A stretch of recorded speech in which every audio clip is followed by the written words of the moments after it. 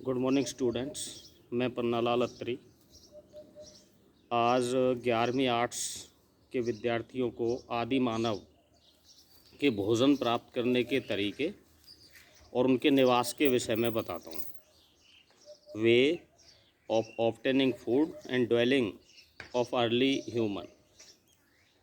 प्रिय विद्यार्थियों, आदि मानव अपने भोजन के लिए मुख्यतः 3 तरीकों पर निर्भर था। उनमें पहला था संग्रहण। संग्रहण का अर्थ होता है इकट्ठा करना, गैदरिंग करना।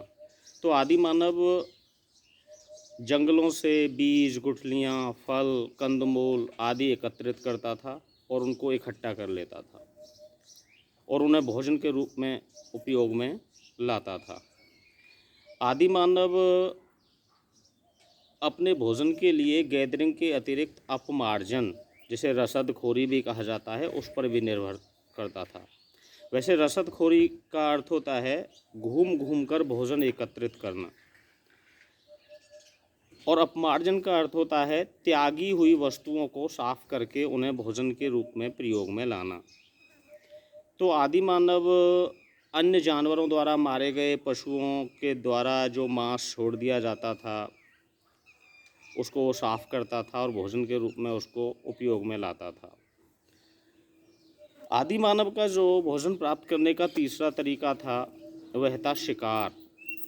आदि मानव जंगली जानवरों का शिकार करता था और उनके मांस को भोजन के रूप में प्रयोग में लाता था। लेकिन इतिहासकारों का मानना है कि जो अर्ली ह्यूमन यानी कि आदि मानव था उसको अग्नि के विषय में जानकारी नहीं थी, तो अपमार्जन के द्वारा या शिकार के द्वारा वो जो भी भोजन एकत्रित करता था उसे वह कच्चा ही खाता था, क्योंकि अग्नि की जानकारी न होने के कारण वह उसको पका नहीं सकता था। तो आदि मानव के जो भोजन प्राप्त करने का जो चौथा तरीका था वह था शिकार, फिशिंग। आदि मानव तालाबों से, नदियों से या पानी के अन्य स्रोतों से वह मछलियां पकड़ता था और उन्हें भोजन के रूप में प्रयोग में लाता था। शिकार के जो अवशेष इतिहासकारों को जो सबसे पुराने अवशेष मिले हैं वो लगभग 5 लाख वर्ष पुराने हैं। तो प्रिय विद्यार्थियों, संक्षिप्त में निष्कर्ष ये निकलता है कि आदि मानव अपने भोजन के लिए 4 तरीकों पर निर्भर था। उसका पहला तरीका था संग्रहण यानी कि गैदरिंग, इकट्ठा करना कंदमूल, फल। दूसरा तरीका था अपमार्जन या रसदखोरी यानी कि त्यागी हुई वस्तुओं को साफ करके उसे भोजन के रूप में प्रयोग में लाना। तीसरा था शिकार, हंटिंग, और चौथा था फिशिंग, मछली पकड़ना। यहाँ इस बात पर गौर करनी ज़रूरी है कि जो आदि मानव था ना, वह पूरी तरह भोजन के लिए प्रकृति पर ही निर्भर था, क्योंकि इतिहासकारों का ऐसा मानना है कि आदि मानव ना तो कृषि करना जानता था और ना ही उसको पशुपालन करने की जानकारी थी। अब दूसरा जो टॉपिक मैंने अभी लिया आदि मानव के निवास के विषय में, तो आदि मानव रहता कहाँ था? अगर इतिहासकारों की माने तो आदि मानव के रहने के भी मुख्यतः 4 ही तरीके थे। सबसे पहला था पेड़, ट्रीज़। आदि मानव अपना अधिकांश समय पेड़ों पर ही व्यतीत करता था। वह सूर्य की गर्मी से बचने के लिए पेड़ों के नीचे रहता था। जब भी गर्मी ज़्यादा होती थी या जंगली जानवरों से उसे अपनी सुरक्षा करनी होती थी तो वह पेड़ों के ऊपर निवास करता था।